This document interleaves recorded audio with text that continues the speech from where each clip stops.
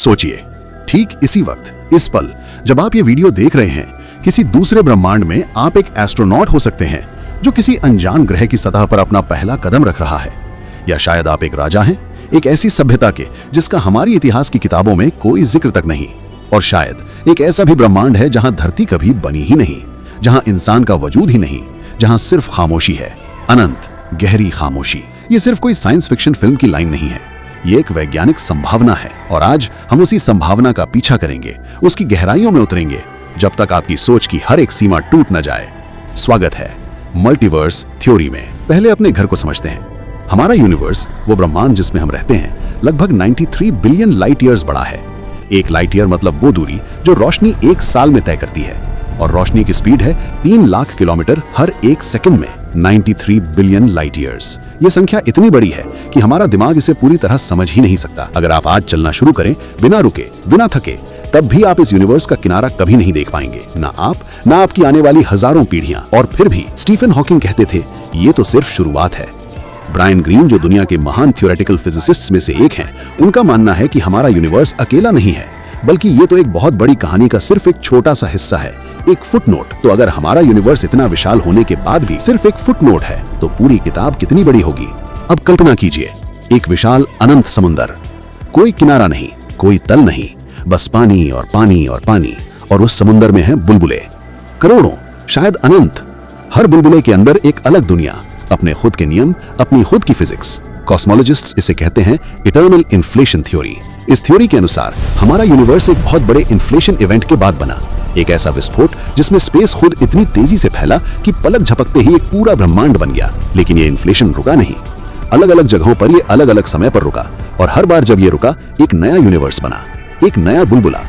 हमारा यूनिवर्स भी ऐसा ही एक बुलबुला है, और उस अनंत समुंदर में जो आज भी फैल रहा है, करोड़ों, शायद अनंत ऐसे ही यूनिवर्स मौजूद हैं। कुछ में ग्रेविटी अलग तरह से काम करती होगी, कुछ में एटम्स अलग होंगे, कुछ में रोशनी की गति अलग होगी, और कुछ में कोई नियम ही नहीं होंगे, सिर्फ केओस। अब आते हैं सबसे अनसेटलिंग थ्योरी पर। यह थ्योरी सिर्फ स्पेस की बात नहीं करती, ये आपकी बात करती है, आपके हर फैसले की। क्वांटम मैकेनिक्स में एक कॉन्सेप्ट है मेनी वर्ल्ड्स इंटरप्रिटेशन। 1957 में फिजिसिस्ट ह्यूग एवरेट ने एक चौंकाने वाला विचार दिया। उसने कहा, जब भी कोई क्वांटम इवेंट होता है, जब भी नेचर में कोई चॉइस होती है, तो यूनिवर्स दो हिस्सों में नहीं बंटता, बल्कि दोनों पॉसिबिलिटीज एक साथ एग्जिस्ट करती हैं, दो अलग दुनिया में, दो अलग रियलिटीज में। और ये सिर्फ एटम्स और इलेक्ट्रॉन्स तक सीमित नहीं है, ये आप पर भी लागू होता है। आपके हर फैसले के साथ एक नई दुनिया बनती है, एक दुनिया जहां आपने वो फैसला लिया, और एक दुनिया जहां आपने नहीं लिया, और दोनों में आप मौजूद हैं, बस अलग अलग जिंदगी जीते हुए। आज आप ये वीडियो देख रहे हैं, लेकिन कहीं और एक और आप है जो सो गया, जिसने फोन रख दिया, जिसने कुछ और चुन लिया। अब सोचिए, जिंदगी में आपने कितने फैसले लिए हैं? हर वो पल जब आपने हाँ कहा या ना कहा, हर वो रिश्ता जो आपने बनाया या तोड़ा, हर वो मौका जो आपने लिया या जाने दिया, हर एक से एक नया यूनिवर्स। इसका मतलब है कि इस वक्त अनंत वर्जन्स हैं आपके। कहीं आप वो बन गए जो आप बनना चाहते थे, कहीं आपने वो गलती नहीं की जिसका आज भी अफसोस है, और कहीं एक और आप है जो एक बिल्कुल अलग जिंदगी जी रहा है। और ये सब एक साथ, अभी, इसी पल। ठीक है, आप सोचेंगे ये सब तो थ्योरी है, प्रूफ कहां है? सही सवाल। 2004 में वैज्ञानिकों ने अंतरिक्ष में कुछ अजीब खोजा। कॉस्मिक माइक्रोवेव बैकग्राउंड, यानी ब्रह्मांड की सबसे पुरानी रोशनी, वो रेडिएशन जो बिग बैंग के बाद बची थी, उसमें एक जगह ऐसी थी जो बाकी सबसे अलग थी, एक बड़ा सा ठंडा धब्बा। इसे कहते हैं द पोल स्पॉट। ये लगभग 1.8 बिलियन लाइट ईयर्स का क्षेत्र है जो बाकी यूनिवर्स से मापने लायक ठंडा है, और स्टैंडर्ड मॉडल से इसे पूरी तरह समझाया नहीं जा सकता।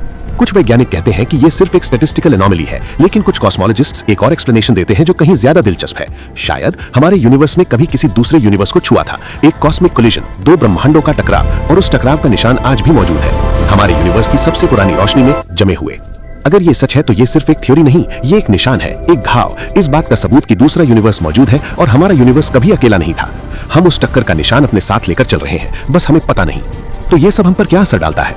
अगर मल्टीवर्स सच है तो मैं का मतलब ही बदल जाता है। आप अकेले नहीं हैं, आप बस एक वर्जन है हजारों लाखों अनंत वर्जन्स में से। लेकिन इसका एक और मतलब भी है, ये जिंदगी जो आप अभी जी रहे हैं, ये अनंत संभावनाओं में से एक है। ये कोई लॉटरी नहीं थी, ये एक खास चेन ऑफ इवेंट्स थी जो आपको यहाँ तक लाई, इस वक्त, इस स्क्रीन के सामने। कितनी अजीब बात है ना?